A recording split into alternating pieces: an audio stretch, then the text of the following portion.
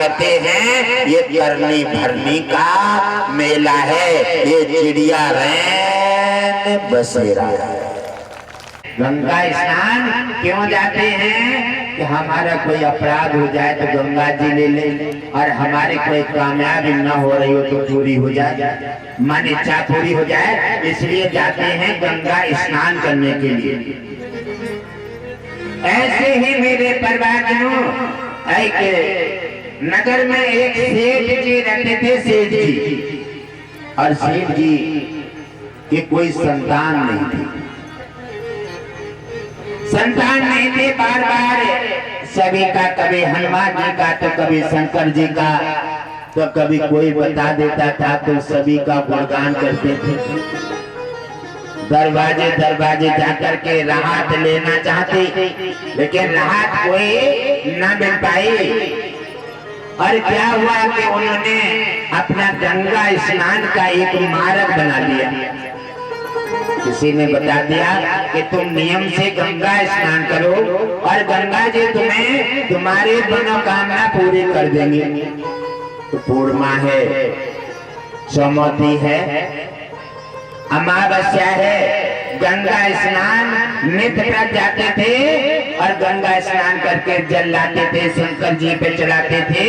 उसके बाद ब्राह्मणों को भोजन कराते और उसके बाद भोजन पाते थे।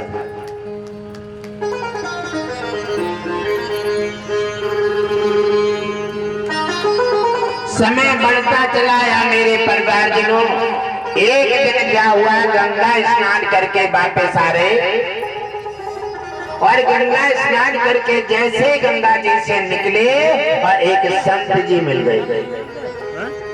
संत जी मिले और संत जी को उन्होंने प्रणाम किया और प्रणाम किया तो फिर आगे बढ़े।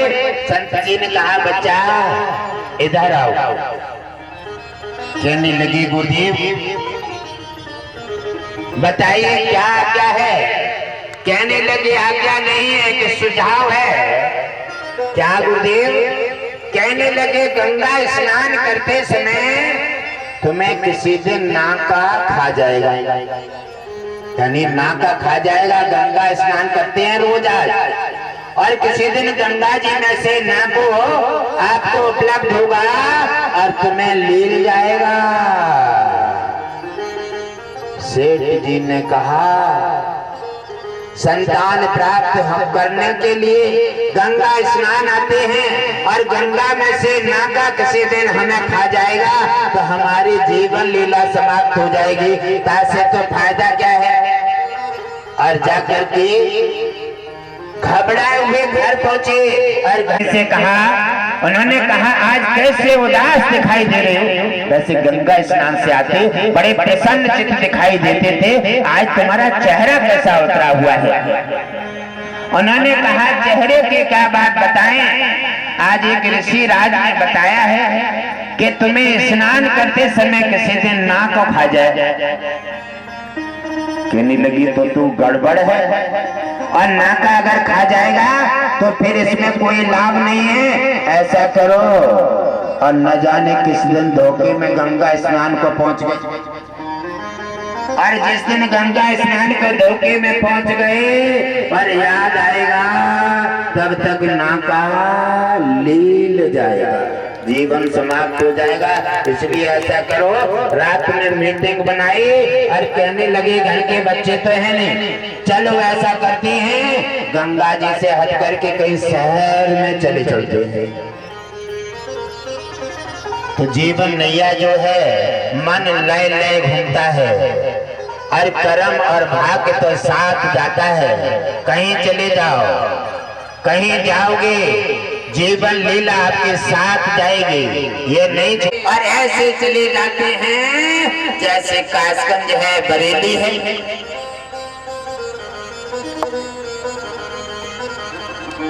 और चले जाते हैं। वहां जाकर के उन्होंने देखा तो एक मंदिर पर पुजारी बनकर के रहने लगे।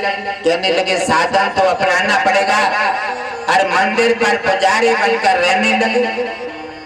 काफी समय रहते रहते उनका गुजारा सही चलने लगा। और वो भूल गए। अब गंगा के पास ना जा रहे हैं तो नाव को जहाँ कैसे आ जाए। लेकिन जब भूल गए क्या जो लिख जाता है ब्रह्मा के खाते में और कोई नहीं पलट सकता, और केवल गुरु पलट देता है, और भी शिष्य के सहयोग से। और उन्होंने देखा जैसे जाकर के पहुंचे हैं और एक दिन देख रहे हैं, और जिनके जहां मंदिर पर पहुंचे थे, जिनका मंदिर था, होने की बात ये थी कि उनके भी कोई संतान नहीं थी, वो भी संतान से निसंतान था। उसी समय आता है और यमराज ने कहा कि अब वो तो गंगा स्नान करने आते थे और नाके के रूप से ही उसका मृत्यु है, अब क्या करना चाहिए। उसी समय नाका अपना जीवन शरीर वही छोड़ देता है जल में। क्या लीला है लीलाधर की, आप क्या समझ सकते हैं। कितने मार्ग बदलेंगे और कहाँ जाएंगे।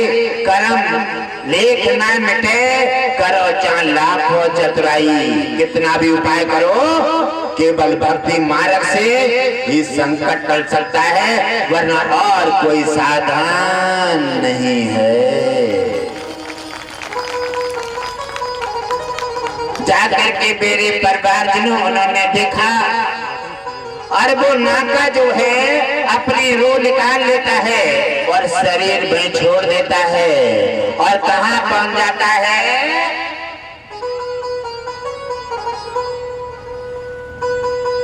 जहाँ सेठ जी जिनके यहाँ मंदिर पे पुजारी बनकर रहते थे, तो मंदिर मालिक के यहाँ जाकर के पत्नी के उधर में जाकर के प्रवेश कर लिया।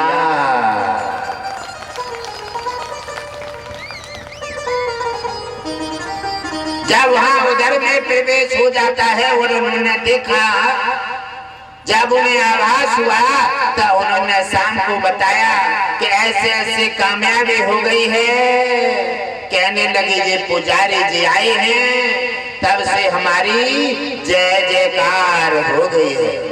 अब तो पुजारी की तनख्वाह बढ़ा दी और पुजारी को मकान बनवा के दे दो। कहने लगे अब तो हमारे संतान भी होने वाले हैं, अब तो हमारे भाग जग गए हैं। अब वो कहा जाने दुखिया कि ये क्या लीला है लीलाधर की। और जाकर के उन्होंने अपनी व्यवस्था हुई और उनके बड़े खातर होने लगे। पुजारी जी का आनंद मंगल हो गया। बड़े खातर होते थे, बड़ा मान सम्मान। क्यों? उन्हें लगा कि पुजारी जी के मंदिर पे आने से हमारे यहाँ हमारी संतान होने वाली है। पुजारी का मान बढ़ा दिया है। और आप सोचें, डिब्बी जब बुझने वाली होती है तो बड़ी तेज लौ बढ़ाती है। जब कोई संकट आने वाला होता है तो कोई खुशी दिखाई देती है। जब रोने वाले होते हैं तो बड़ा तेज हंसी आती है। ये दुख के पीछे सुख और सुख के पीछे दुख, ये आना जाना बना रहता है। दुख और सुख दोनों ही बहन भैया हैं। समय आने पर मेरे परिवारजनों बहुत सुंदर पुत्र का जन्म हो जाता है। मंदिर मालिक के सुंदर पुत्र का जन्म होता है और उन्होंने नाना प्रकार से यज्ञ कथा संत ब्राह्मणों को दान लुटाया और बड़ा मान सम्मान दिया। और जो पुजारी जी बनकर रहते थे उनको भी काफी धन दे करके और उन्हें मकान वगैरह दे करके और उनके जीवन की पूरी जिम्मेवारी अपने ऊपर ले लेते हैं।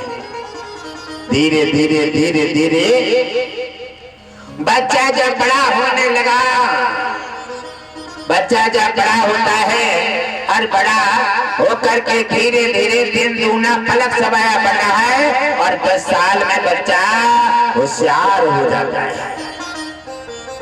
होशियार हो जाता है। और उधर एक दिन पूर्णिमा आने वाली है और पूर्णिमा आती है और उसी समय कहने लगे शाम को, और उनसे पुजारी जी से वो बच्चा जो था वो ताऊ कहता था, ताऊ कहने लगे ताऊ जी कल पूर्णिमा है और गंगा नहाना चले, और गंगा को नाम आओ पुजारी जी के पास तो उनको पसीना आएगा, याद आ गई वही कि गंगा स्नान करते समय नाक को खाया जाएगा। जब उन्होंने देखा याद आ जाती है और उसी समय कहने लगे बेटा अब मैं गंगा स्नान ना जाते क्यों? अरे हमारे ऐसे ऐसे हवा को चक्कर बन गया था तो किसी नौते ने मना कर दी है, तुम गंगा नहान मन जाना और 4 दिन जाओगे भाई दिन तुम्हारा संकट बढ़ जाएगा। तासे बेटा हम गंगा स्नान ना जाते हैं और तुम गंगा स्नान चले जाओ और हम तो नहीं जाएंगे। लेकिन कैसे मान जाए? काल देवता ने तो कान पकड़ लो, क्योंकि जन्म ही उन्हीं के लिए हुआ है, अब वो कैसे मान जाएगा? कहने लगे जब सुबह दिन निकलता है अब तो वो रोने लगे। अब उनके जो है इतने दिन बाद बेटा मिलो। उन्होंने कहा आकर ये बताओ क्या कमी है, गंगा स्नान करना जा रहे हो, हमारे बच्चे को इतने दिन बाद मिलो, क्यों रुला रहे हो इसे? आप चले जाओ और कोई दिक्कत है वो हमें बता दो। तो उन्होंने कहा अब क्या बताएं दिक्कत क्या है? उन्होंने कहा क्या दिक्कत कुछ नहीं है और हमें ऐसे ऐसी परेशानी है। अब सोचने लगे चलो अगर ज्यादा रौंद रहे हैं तो नाक को बताते हैं गहरे जल में पाया जाता है, नाक को गहरे जल में मिलता है, इसीलिए गहरे जल में जाकर के नहाएंगे ही ना, बाहर किनारे पे बैठ के कमंडल से यानी जीवन बचाने के लिए बहुत उपाय करते हैं, बहुत होशियारी दिखाते हैं, लेकिन कोई होशियारी आज तक काऊ की चली ना है। वो होशियारी अच्छे की ताक में रख देते हैं, वहाँ काऊ के न चलते। और मैं बताऊं एक बात और आपको, बात महत्वपूर्ण, अगर किसी को यमराज लेने के लिए किसी पर इच्छा करता है और वो अगर गुरुजी से जुड़ा हुआ है और गुरुजी के नियम का पालन करता है, गुरुजी ने बताया उसी नीति नियम के अनुसार भजन कर रहा है, तो चिंता मत कीजिए, यमराज की बात कोई भी दाल नहीं गलेगी, यमराज ले जा नहीं सकता, क्योंकि वहां उसका बस का काम नहीं है, क्योंकि गुरु का और शिष्य का तार जुड़ा हुआ है, वहां यमराज का बस नहीं चलेगा, यमराज घबराएगा वहां। अब यमराज सोचेगा कैसे वो ये गुरु से हट जाए, यमराज के पासे मारेगो, कहीं गिराएगो, घर में लड़ाई करवाए, बीमारी खड़ी कर दे, बुद्धि पलट दे, हवा व्याधा बन जाए, सैकड़ों संकट ऐसे लाएगो मन में, हम तो गुरुजी से जुड़े हैं और तो हमारो जो फायदा ना हो रहा है, ऐसे मन में बार बार विकार आएंगे, और विकार जब बार आए 1 से लेकर 100 बार अगर मन में विकार आ गए तो विकार का पेड़ खड़ा हो जाएगा, और विकार का पेड़ खड़ा हो गया तो गुरु का रास्ता तुम्हारा अलग हो गया। लेकिन आते गुरु का रिश्ता विराम हो गया। गुरु ने कहा ऐसा कर लेना। कहने लगे अब गुरुजी थोड़ो देख रहे हैं यहाँ, वाह अब तुम्हें गुरुजी ना देख रहे, अब तुम्हें भगवान ना देख रहे, तुम्हें देवता ना देख रहे, आखिर कौन देख रहा है तुम्हें? ये तुम्हारी नैया कौन चला रहा है? वो सब देख रहे हैं लेकिन तुम किसी को नहीं देख पा रहे हो, इसलिए तुम भ्रमित हो। और इसी समय ऐसा ही माध्यम बना रहता है और धीरे धीरे दिन में पेड़ बड़ा हो गया और कहने लगे छोड़ो ना जाए, अब कोई और गुरु देख लेते या फिर कहीं और मार्ग देख लेते हैं, अब वहां ना जाए, बहुत दिन जाते हुए कोई लाभ नहीं मिला। और कई बार गुरु ने बड़े बड़े चमत्कार देकर के काम किए हैं और कई बार मृत्यु से बचा करके जीवन दान भी दे दिया और यमराज से बचाया, लेकिन तो भी बुद्धि फिर भी भ्रष्ट हो ही जाती है। और जब बुद्धि बदल गई, रास्ता अलग अलग हो गया, समझ लियो क्या यमराज का इसलिए निकलती है कि जल देवता तुम्हारा गवाह है, गवाह। जब तुम कोई काम करते हो तो संकल्प होता है, संकल्प में दो होते हैं, या तो अग्नि या जल देवता। कहते ना जल रखो और संकल्प बोलो। बाबर भगवान ने आकर के बलि को छला तो जल के सहारे संकल्प लिया, जल देवता तुम्हारा साक्षी है, इसलिए जल देवता कह रहे हो, याद दिला रहे हो तुम्हें। जैसे नहाने के लिए ऊपर जा रहे हैं और जब किसी से कर्जा ले आओ ना, कर्जा और ना दो या काऊ की बुराई कर दो और जब वो सामने पड़े हो तो बुराई खटाक से न तुम्हारे दिमाग में आ जाएगी। अगर लेने वाले का पैसा नहीं दोगे तो जैसे सामने आएगा तुरंत तुम्हारे दिमाग में आ जाएगी। ऐसे ही जल का लोटा जब ऊपर जा रहा है, जल देवता इशारा दे रहा है कि हम गवाह हैं और तुम वायदा करके आए हो और तुमने वायदा भूल गए हो। जैसे जल का ऊपर जा रहा है याद दिलाई तो राम राम श्याम श्याम, राम राम श्याम श्याम करने लगे। चाहे गर्मी है सर्दी है बरबरा रहे हैं और स्नान करे, कपड़ा बदले तो फिर भूल गए। खाना खाए, नाश्ता किया और फिर अपने काम काज में लगे, फिर भूल गए। और फिर नहाने का समय आया, जितनी बार नहाओगे जल देवता उतनी बार तुम्हें परिचय दाखिल करेगा। इसलिए जल तुम्हारा गवाह है, इसलिए तुम्हें परिचय दे रहा है। इसलिए उन्होंने कहा है कि तुम वायदा करके आए हो और तुम अपना कर्तव्य पूरा नहीं कर रहे हो, किसी से कह करके, किसी से लेकर के और किसी को वचन देकर नहीं निभाओगे तो समझ लियो चक्रवर्ती ब्याज लगती है, चक्रवर्ती हमेशा ऋणी हो जाओगे। और जिसने वायदा किया है वो नहीं निभा रहा है तो वो जाने। और कोई किसी का, देखो एक बात और समझा दूं मैं तुम्हें, कोई तुमसे अगर पैसा ले जाए और पैसा लेकर के तुम्हारा पैसा लौटाना ना चाहे, बार बार तुम्हें बहाने बताए और बार बार बदले, बार बार झूठ बोले, उससे पैसा मांगना ही बंद कर दो। पैसा मांगना बंद कर दो। अरे कहाँ ले जाए वो, यहाँ नहीं देगा, अगले जन्म में देगा जाकर के। ले कहाँ जाएगा? ले जाने का कहीं परमात्मा ने ऑप्शन छोड़ा ही नहीं है, क्योंकि यहाँ आए हैं खाली हाथ आते और खाली हाथ जाते हो। ले कहाँ जाएगा?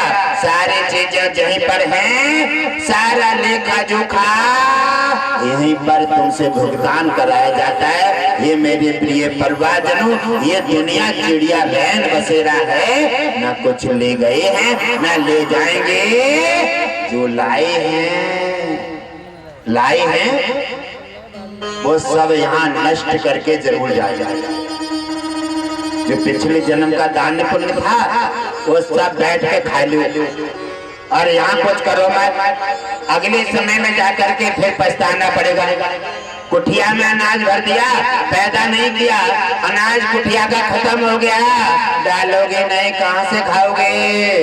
यह है आज करो और कल भरो, करने भरने का मेला है। इसलिए अपने जीवन को सचेत रखो मेरे प्रिय परिवारजनों। ये मानव जीवन उत्तम जीवन है, ये वायदा करके आए हो। भगवान विष्णु से चल के अग्नि के सामने साक्षी करके तुमने वायदा किया है कि हम जब जन्म ले लेंगे तो तुम्हारे भजन के अलावा, दान पुण्य सेवा के अलावा, सनातन की सेवा के अलावा साधु संत गुरुजनों के आदेश का पालन करेंगे।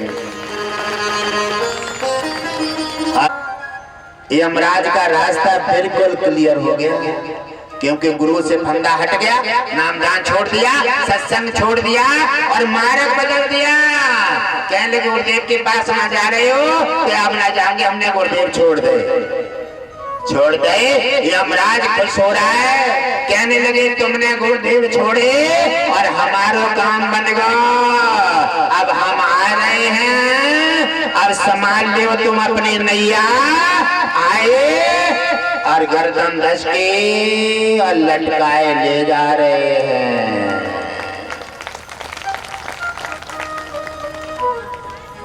तो यमराज में जब तक तुम गुरु के आदेश का पालन करते रहोगे तब तक चिंता मत करो, यमराज का बस नहीं है। और यमराज भी पहले गुरु से हटाने का प्रयास करता है, और जब हट जाते हैं गुरु से तब के बाद यमराज अपना अधिकार बनाता है। तुम्हारे जीवन में हर तरह का जहर घोर करके और सारा मामला बिगाड़ करके अपना काम बना करके ले जाता है।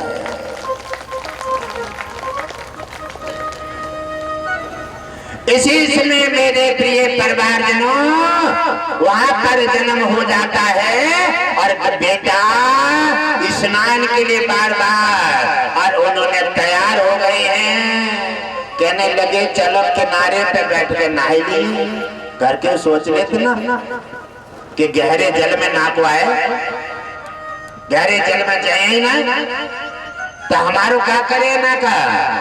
जा करके पहुंचे और किनारे पे स्नान करने का कमंडल उठाया। कहने लगे जब काल देवता तुम्हारे संग है, आप कौन समझ सकते हो, वो तो हर रूप धारण कर लेता है, भैया बन जाए, बहन बन जाए, पिता बन जाए, पड़ोसी बन जाए, और वो तो सब बन जाता है, पशु बन जाए, शेर बन जाए, और फिर वाहन बन के एक्सीडेंट करा दे। वो तो अलग ही अलग लीला है।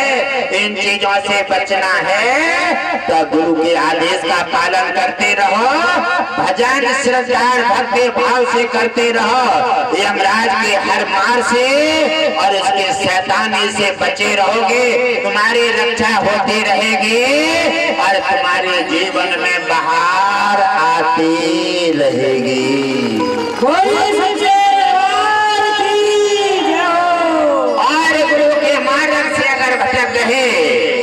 भटक गए यहाँ कुछ नहीं, अंत में तीनों लोग 14 भवनों में कहीं चले जाओ, बिना गुरु के देव से नारद का कल्याण नहीं हुआ और बिना गुरु के देवताओं का उद्धार नहीं होता तो धरती वासियों का कैसे हो सकता है। इसी समय वो जाते हैं और बेटा कह रहा ताऊ जी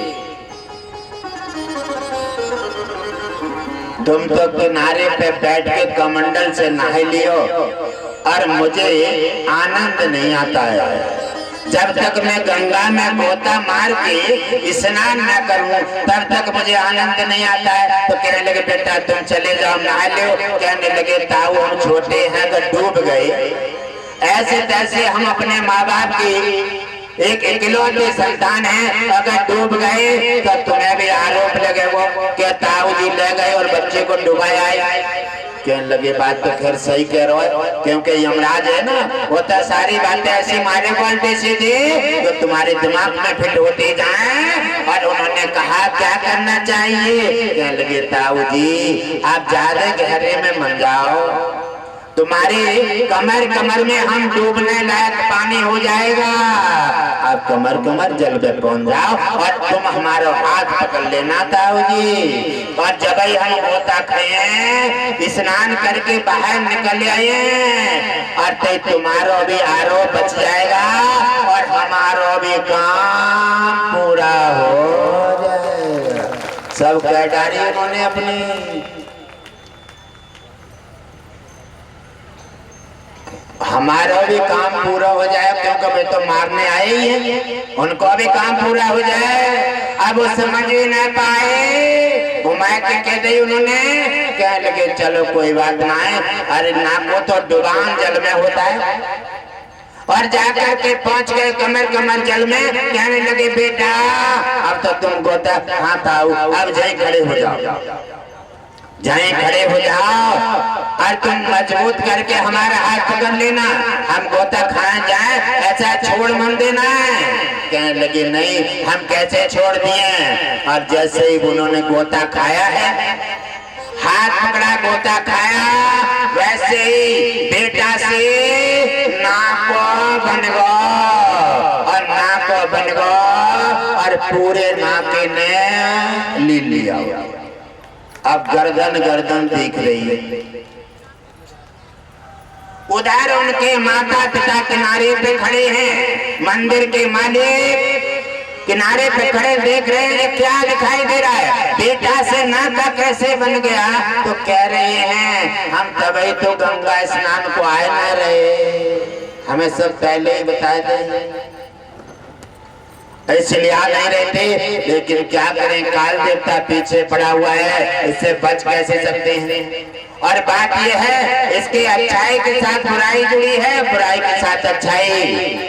हमारे सहारे तुम्हारा निर्वंशी का आरोप छूटना था, तो तुम्हें थोड़े दिन के लिए सुख मिल गया और संतान प्राप्त हो गई। और ये हमारा काल था, इसने आकर के हमारी मृत्यु कर ले और तुम्हारा आरोप छुड़ा दिया। दोनों कार पूरा करके और उन्हें ले लेता है और वो सेठानी रोते चिल्लाते अपने घर चले जाते हैं। तो कितनी भी होशियारी करो, तुम्हारी न आज चली है और न कल चलेगी। आप होशियारी कितने करो, आप दिमागदार कितने बनो, चलिए है गुरु की और भगवान की और लास्ट में फिर यमराज की। ये क्यों लेखा जोखा है, इसलिए हमेशा वो बंधन में डाल देता है। और जब तुम अपना दिमाग होशियारी में चलाना शुरू कर देते हो तो गुरु अपनी डोरी को पीछे खींच लेता है और जैसे डोरी खींचे और तुम नीचे चले जाते हो, ऐसे ही दामन छूट जाता है और सारा माहौल बना हुआ बिगड़ जाता है। इसलिए मेरे परिवारजनों, संसार जीवन एक ऐसा मार्ग है, इसको संभाल करके चलाओ, क्योंकि ये जीवन नैया है, ये बड़ा कठिन पंथ है, ये तुम्हारे हाथ में नहीं है। इसलिए गुरुदेव बार बार कहते हैं भगवान ने तो तुम्हें बनाकर धरती पर भेजा है और गुरुदेव के हाथ में बागडोर दे करके धरती पर उतारा है। इसलिए साधु संत महापुरुषों ने जगह जगह अपना योगदान दे करके तुम्हारे जीवन में बाहर लाए हैं, कल्याण किए हैं और कल्याण करते रहेंगे। साधु संतों के गुरुजनों की बात सत्संग के मानते रहोगे, सत्संग अपने हृदय में उतारते रहोगे। सत्संग वो पर्व है, जैसे गंगा स्नान, गंगा में गोता लगाते ही पाप नष्ट हो जाते हैं, एकदम शांति मिल जाती है। और ऐसे ही सत्संग में समर्पित भाव से समर्पित होते ही सारे पाप नष्ट हो जाते हैं, बड़े बड़े संकट हट के गुरु कृपा मिल जाती है।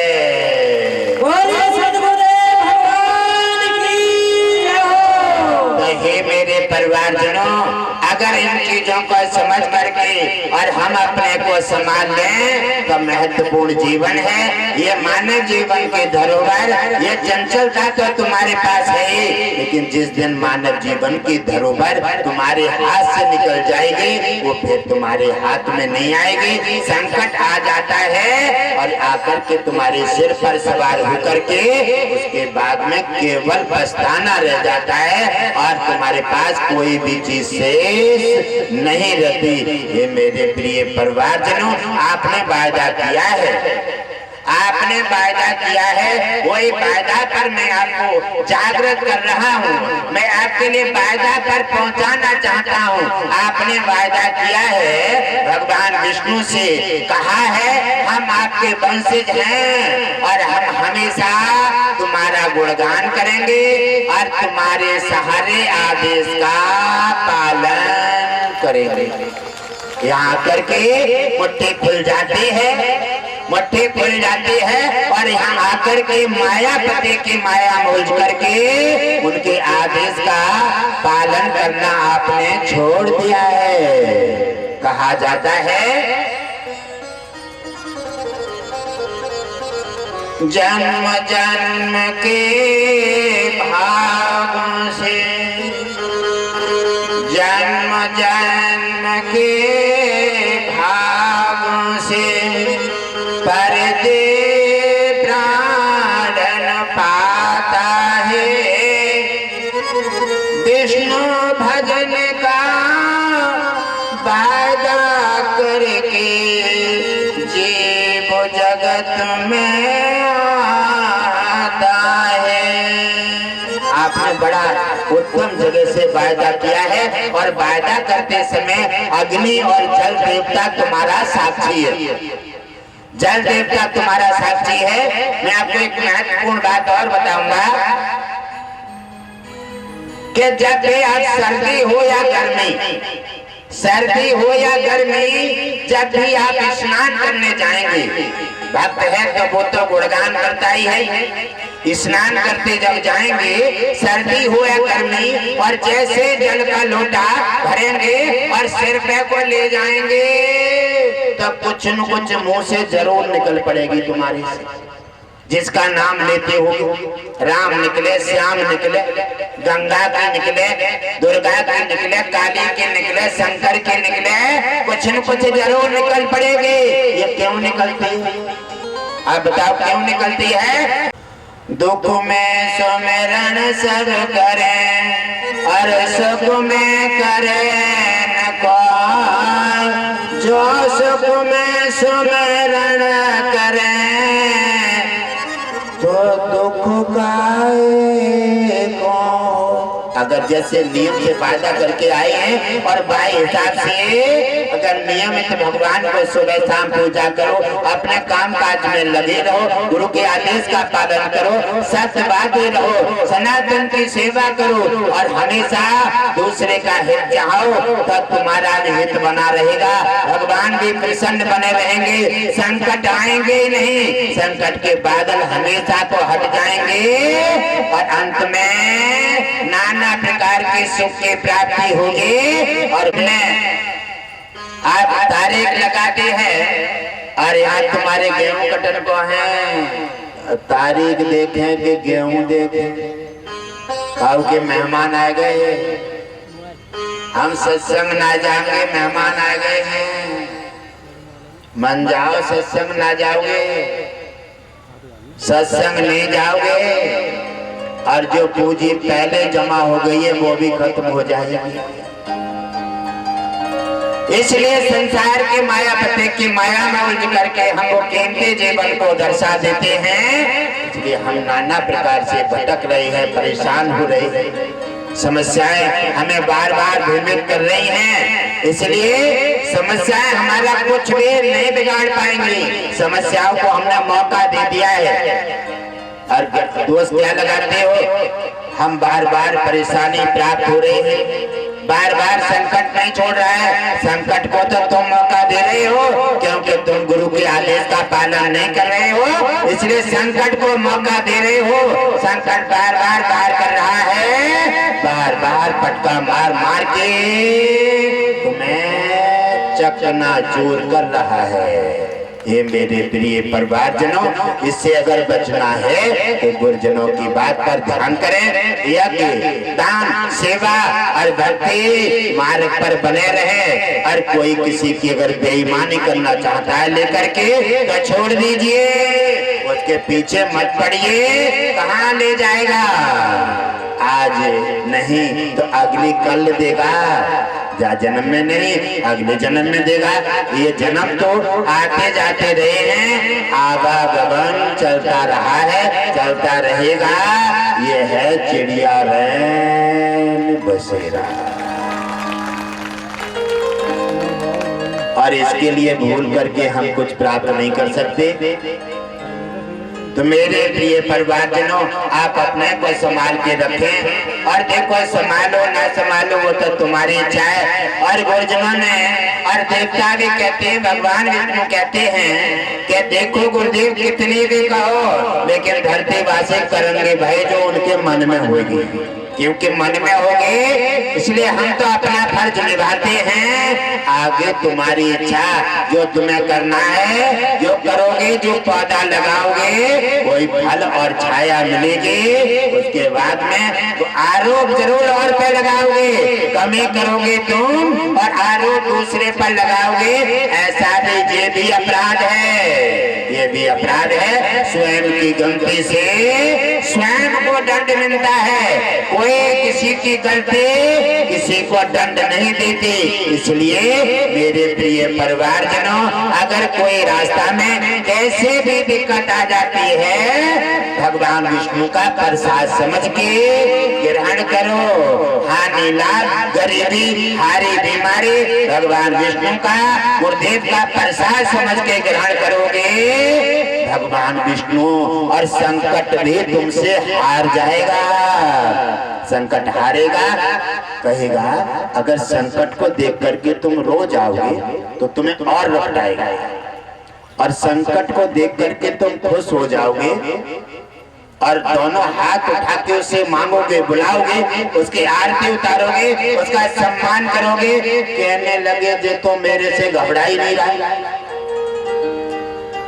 कहने लगे जे तो मेरे को आने की खुशी मना रहा है, तो फिर यहाँ मेरे को आने का फायदा क्या है? अरे मैं तो वहां जाता हूँ जो मेरे को देख करके रोने लगे। संकट कहीं जाता है देख करके मेरे को रोने लगे, और जो मेरे को देख करके जो हंस रहा है तो जी कभी भी नहीं रोएगा मेरे को देख करके। इसलिए संकट वहीं से दरवाजे से वापस लौट जाता है और संकट देख करके रो जाते हैं। आशीर्वाद को भी संकट बना देते हैं, वहां पर संकट के बादल और छा जाते हैं। इसलिए मेरे प्रिय परिवारजनों, ज्यादा नहीं 10 मिनट के लिए आवृत्ति कार्यक्रम को मौका दिया जाएगा। और जो हमारे परिवारजनों ने अब गटगटवासी जी के माध्यम से जो समस्याएं समाधान पाए हैं, गंभीर समस्याओं में राहत लेकर के, और जिन्हें राहत मिल गई है और जो राहत मिलकर के भी राहत महसूस नहीं कर रहे हैं, अपने मुखारबिंद से नहीं बता रहे हैं, नहीं बता रहे हैं और चुपचाप बैठ गए, राहत मिल गई तो सत्संग उन्हें आ रहे हैं। इसका मतलब क्या है? इसका मतलब ये है कि आप राहत चाहते ही नहीं हैं, राहत चाहते नहीं है। इसलिए भगवान विष्णु धीरे से ने अपनी डोरी फिर से छोड़ देगा, डोरी छोड़ देगा कि तुम जिसमें राजी हो। अगर संकट में राजी हो तो चलिए संकट में ही रहो, भगवान विष्णु डोरी छोड़ देगा। और जब ये छोड़े संकट पड़ा तो फिर मंदिर पे भाजोगे लोटा लेके, या सत्संग के लिए भाजोगे, या गुरुदेव के पास भाजोगे। जब आराम मिलेगा तो फिर भूल जाओगे। इसलिए तुम्हारा और परमात्मा का दोनों का रोटेशन बन गया है, जैसा तुम करते हो वैसा ही वो करता है। इसीलिए आवागमन बना हुआ है। अगर आप अपना इन चीजों का सुधार कर लो तो फिर ये क्यों संकट आए बार बार। इसलिए परमात्मा कहता है कि कोई भी सुख में ध्यान कर ही नहीं सकता, हमेशा हर व्यक्ति दुख में ही याद करेगा। क्योंकि कहा है